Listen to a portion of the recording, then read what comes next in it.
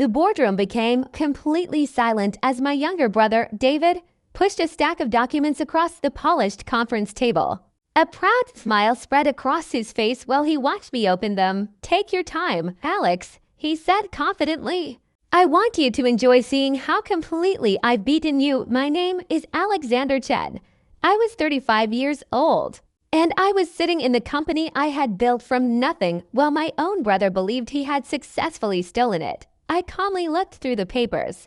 They included ownership transfer forms, board resolutions, and shareholder agreements. Everything had been carefully prepared to make David the new owner of Chentech Solutions for 2 years.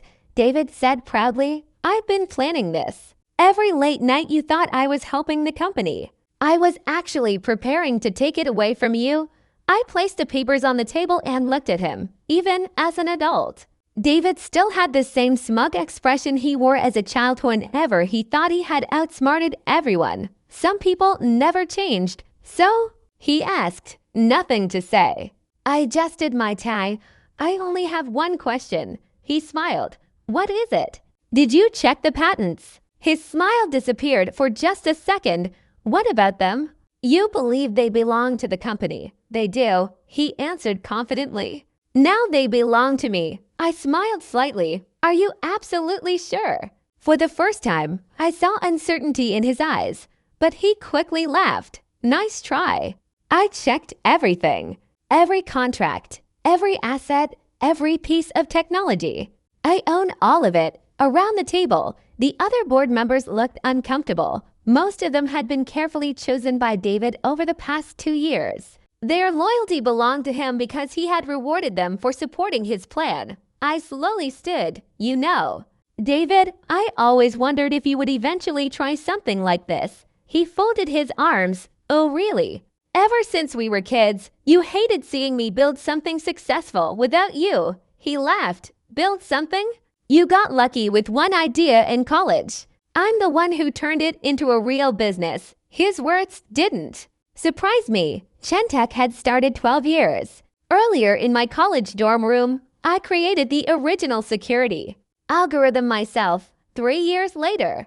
After our parents kept asking me to help David, I gave him a job at the company. "I deserve this business more than you," David continued. "I'm better with people, better at business. You're just a programmer who got lucky." I quietly picked up my briefcase. Inside were the documents he had never imagined existed. "We'll see," I replied. I started walking toward the door. "That's it," David called after me. "You're just leaving." No argument, no fight. I stopped before opening the door. Sometimes, little brother, walking away is only the first step.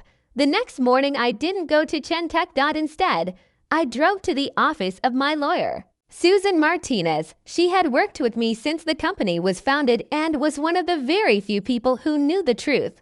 "So," she asked with a smile, "he finally made his move?" I nodded. "Exactly as we expected. And the patents?" "He hasn't understood them yet," Susan smiled. "When he does, he's going to have a very bad day." 2 years earlier, I had noticed David taking an unusual interest in the company's ownership structure.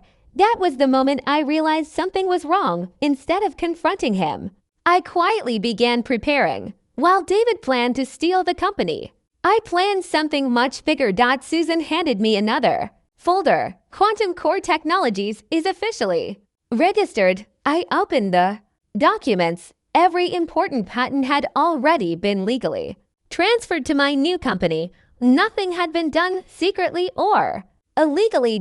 Everything had been completed according to the law. I remembered the family dinner where my suspicions first began. Our mother smiled across the table. "Alex, you're working too hard. Let David handle more of the business." I watched David carefully. He looked exactly like he had when we were children, and he was secretly planning something. "I've been thinking about taking on more responsibility," he said. Our father looked pleased. "That's wonderful. Both of my sons building the family business together." But I knew better. David had never wanted to build anything together. He wanted to own it.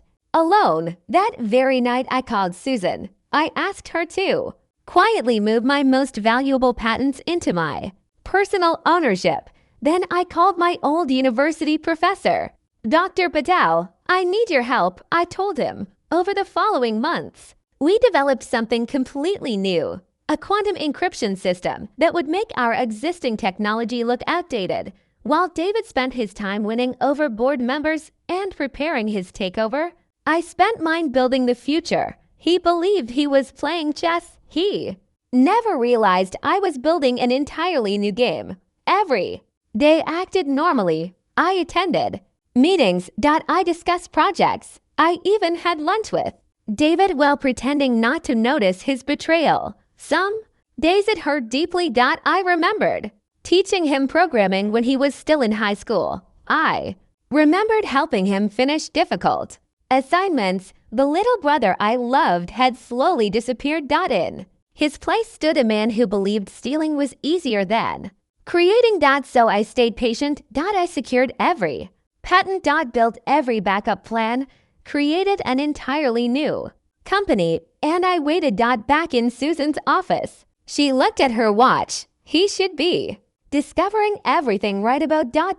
My phone began ringing. David. Susan smiled. Now I ignored the call. He had spent 2 years planning my downfall. He could wait a few more minutes. As I left the office, Susan asked one final question.